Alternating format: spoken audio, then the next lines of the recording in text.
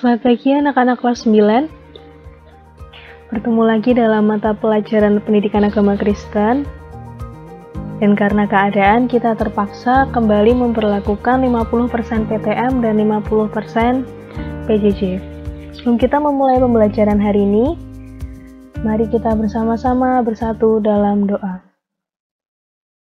Terpujilah kuasa nama-Mu ya Bapa, kami sungguh sangat mengucap syukur buat kebaikan-Mu, buat anugerah-Mu, buat kesehatan, buat segala sesuatu yang telah Kau sediakan bagi kami Tuhan, sehingga hari ini kami bisa mengikuti pembelajaran jarak jauh. Kiranya Kau yang akan berkati, Kau yang akan pimpin pembelajaran hari ini dari awal sampai akhir. Dalam nama Tuhan Yesus kami berdoa, terima kasih Tuhan. Amin. Untuk materi hari ini, yaitu bab 8 meneladani Kristus dalam pelayanan, yang terambil dari sumber-sumber Alkitab sebagai berikut. Sebagai seorang remaja, pasti kamu punya idola yang dapat dicontoh dalam kehidupannya. Misalnya idola sebagai penyanyi, model, artis, olahragawan, dan tokoh lain yang dikagumi. Namun sebagai remaja Kristen, Tuhan Yesus adalah idola dalam segala aspek kehidupannya. Kemarin Bu Natalia sempat meminta anak-anak untuk mengerjakan tugas tentang siapa idola kalian dan kenapa kalian mengagumi idola tersebut. Kita perlu ingat bahwa Tuhan Yesus adalah satu-satunya idola atau role model yang bisa dicontoh dalam segala aspek kehidupannya. Tuhan Yesus sering melayani kelompok besar, kelompok kecil maupun pelayanan secara pribadi. Tuhan Yesus juga memanggil dan melayani secara khusus para murid-muridnya yang berjumlah 12 orang. Mereka dipanggil satu persatu dengan memperhatikan kondisi, sikap, dan sifat masing-masing orang. Selanjutnya dalam kelompok kecil mereka dilayani, dibina. Juga Tuhan Yesus sangat memperhatikan keberadaan dan pribadi masing-masing orang. Jadi Tuhan Yesus ini tidak memandang besar atau kecilnya sebuah kelompok. Tuhan Yesus tetap melayani mereka dan memperhatikan pribadi lepas pribadi. Seperti halnya Simon diberi gelar Petra atau batu karang karena Tuhan Yesus mengenal keteguhan, loyalitas, dan kemampuan atau talenta dari Petrus. Kemudian Yohanes yang karena kondisinya dia lebih diperhatikan dan dikasihi oleh Tuhan Yesus. Kemudian Yakobus sebagai nelayan yang diperhatikan Tuhan Yesus dan dipanggil sebagai muridnya.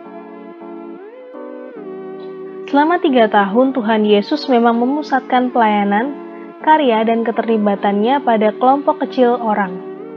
Tuhan Yesus juga tidak melakukan pekerjaannya secara dangkal dan asal-asalan, tetapi merupakan pekerjaan pelayanan yang mendalam, sifatnya kekal dan hanya memilih beberapa orang saja. Kita dapat saja tergoda untuk memperhatikan hanya kepada organisasi gereja yang besar atau organisasi yang besar, komunikasi yang bersifat massal dan teknologi tinggi dengan berbagai bentuknya. Meskipun demikian, kita sebagai remaja perlu mengingat seharusnya bahwa kita harus memperhatikan pelayanan yang mengikuti keteladanan Kristus Yesus yang memperhatikan pendekatan personal atau pribadi. Tentunya sebagai remaja, kamu punya teman-teman yang sangat akrab, sahabat, kelompok kecil. Pakailah kesempatan itu untuk menjangkau teman-teman agar dapat melayani Tuhan dan sesama. Mereka dapat lebih mengenal Kristus Yesus dan mampu mengubah tingkah laku perbuatannya agar sesuai dengan apa yang dilakukan Tuhan Yesus. Berikut ini adalah contoh-contoh pelayanan yang dilakukan oleh Tuhan Yesus Kristus. Yang pertama, Tuhan Yesus menyertai murid-muridnya. Tuhan Yesus menyertai dan hidup bersama murid-muridnya selama 3 tahun. Dia melibatkan diri untuk pelayanan dan kehidupan para murid-muridnya. Hal yang penting pada awal pelayanan Tuhan Yesus, dia harus menjelaskan identitasnya kepada para muridnya. Hal itu tidaklah mudah. Salah satu contoh yang jelas di mana Tuhan Yesus menyertai para murid-Nya adalah saat mereka diterjang badai di Danau Tiberias, dan sesudah kebangkitannya Dia menampakkan diri kepada murid-murid-Nya. Anak-anak pasti ingat peristiwa di Danau Tiberias ketika Tuhan Yesus menenteramkan badai. Nah, di situ merupakan contoh pelayanan Tuhan Yesus yang menyertai murid-murid-Nya. Kemudian setelah kebangkitannya, Tuhan Yesus menampakkan kembali kepada murid-murid-Nya menjadi tanda bahwa Tuhan Yesus senantiasa menyertai mereka dan tidak pernah meninggalkan murid-murid-Nya. Tugas kita sebagai orang Kristen, termasuk remaja Kristen, mirip dengan tugas Tuhan Yesus. Para remaja Kristen mempunyai kekuatan untuk menolong, membantu, dan menguatkan sesamanya. Apabila kita hanya berbicara tentang sumber kuasa dari Tuhan yang kita miliki, siapa yang percaya? Akan tetapi, jika kita hidup, berjalan, dan bekerja dengan orang lain, maka mereka dapat menyaksikan kuasa Allah yang bekerja di dalam diri kita. Semakin kita memperlibatkan hidup Kristen kita kepada orang lain, maka semakin banyak kita memiliki kesempatan untuk bersaksi tentang hidup Kristen kepada orang lain. Jadi, dari pernyataan ini jelas bahwa aksi itu lebih kuat dibanding perkataan. Tunjukkan bahwa anak-anak merupakan orang Kristen yang suka melayani sesamanya. Kemudian yang kedua, pelayanan Tuhan Yesus adalah makan bersama orang lain. Tentu kita senang makan bersama orang lain, bukan? Makan bersama keluarga atau teman selalu menyenangkan. Tuhan Yesus sering makan dengan orang banyak atau makan secara pribadi dengan orang lain. Tentunya kita memahami bahwa makan bersama dengan orang lain adalah cara yang sangat baik untuk mengenal dengan lebih dekat seseorang. Kita dapat berbicara sambil makan, merasa lebih dekat, suasana santai, dan tidak tergesa-gesa. Dalam kenyataan, Tuhan Yesus sering makan dengan orang lain, misalnya dengan Marta dan Maria, makan di rumah pemungut cukai, dan makan perjamuan dengan para murid-Nya. Tentu ia melakukannya karena itulah cara yang terbaik untuk melayani orang lain secara pribadi.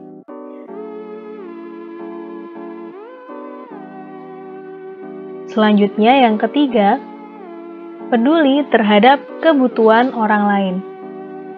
Tuhan Yesus dalam hidupnya memberikan contoh bagaimana peduli dan melayani kebutuhan orang lain. Pernah terjadi pada suatu hari Tuhan Yesus benar-benar meninggalkan khalayak ramai agar secara pribadi dapat melayani Yairus dan putrinya.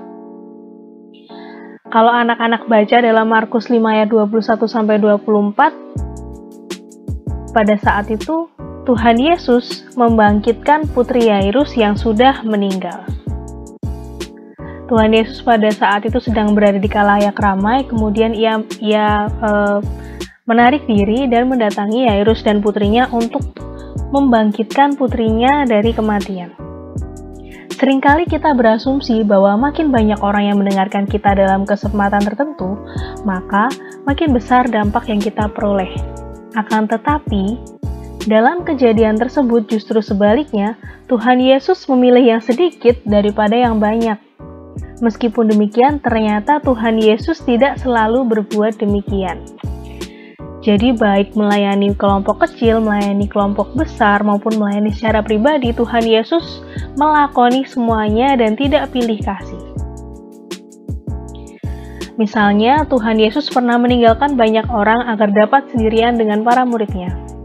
Akan tetapi, ketika orang banyak mengikuti Dia, maka Tuhan Yesus pun berbalik karena kasih-Nya dan melayani mereka.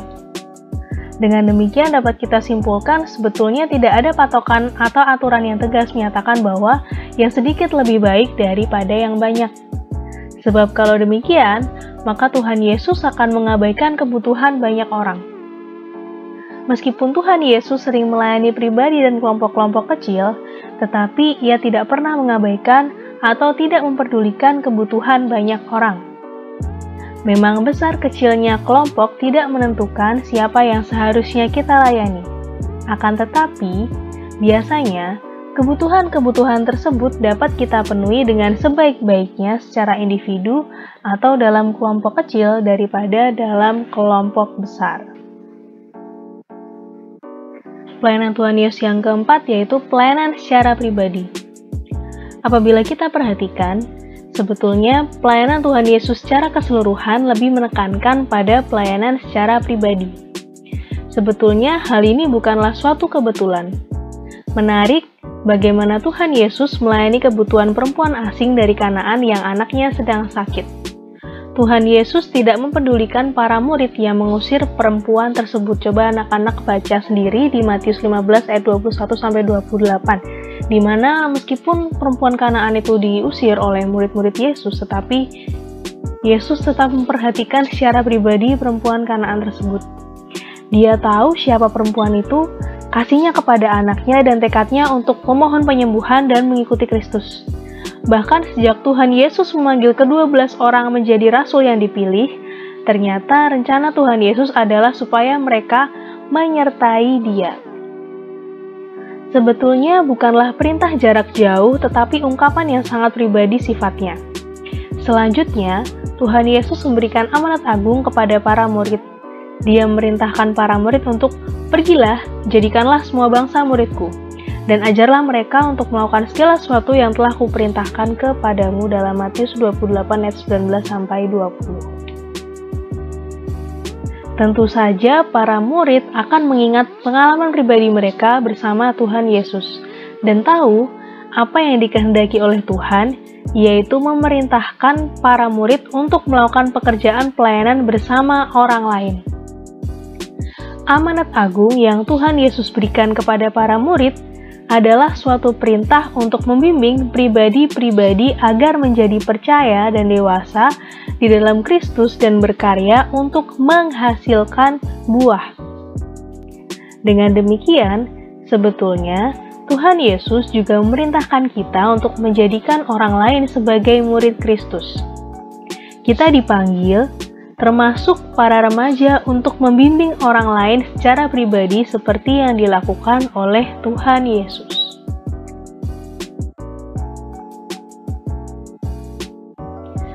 Berikut ini merupakan beberapa aspek yang penting yang dapat kita kembangkan ketika melayani. Yang pertama, dalam hubungan dengan Allah, seperti lebih mengasihi Tuhan dengan segenap hati, kesungguhan dalam meneladani Kristus, taat dan setia kepada Tuhan Yesus dalam segala aspek kehidupan, ketaatan kepada Roh Kudus, serta terus-menerus berdoa dan bersyukur. Dalam hubungan dengan diri sendiri, seperti kehidupan pemikiran yang sehat, pemeliharaan tubuh, penerimaan diri dengan jujur, kerendahan hati, sukacita, berdamai dengan diri sendiri, penguasaan diri, dan disiplin diri. Dalam hubungan dengan orang-orang Kristen lain seperti peduli kepada sesama, lebih memahami sesama dan kebutuhannya, mengampuni dengan tulus, tidak berbicara yang buruk terhadap saudara seiman, tidak suka menggerutu, apa adanya, menghormati saudara yang lebih lemah, setia dalam bersekutu dengan orang-orang Kristen yang lain, dan kesediaan menanggung beban yang lain.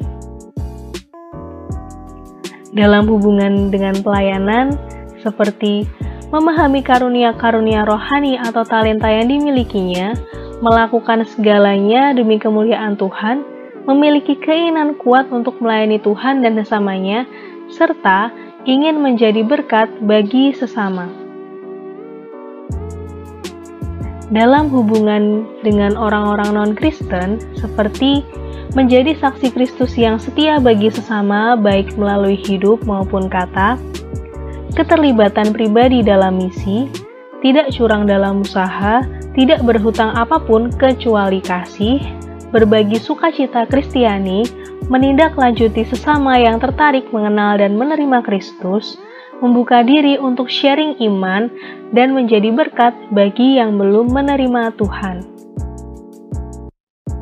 Dalam hubungan dengan keluarga, seperti menaati orang tua, menjadi berkat bagi keluarga, menghormati dan belajar dari orang tua dan keluarga, sungguh-sungguh mengasihi keluarganya apapun kondisinya. Dalam hubungan dengan peristiwa-peristiwa kehidupan seperti menghadapi kehidupan secara realistis, mengatasi krisis kehidupan dengan perspektif spiritualitas yang dimiliki, bersukacita dalam penderitaan, dan belajar tentang kehendak Tuhan dari peristiwa yang terjadi. Kemudian yang terakhir, dalam hubungan dengan masalah-masalah kemasyarakatan seperti bekerja sama untuk masalah-masalah kemasyarakatan, taat kepada pemerintah dan hukum negara, berdoa untuk pemimpin masyarakat, terlibat dalam pelayanan masyarakat sebagai kesaksian yang hidup, dan mengembangkan pelayanan masyarakat terutama program-program yang penting belum dilakukan.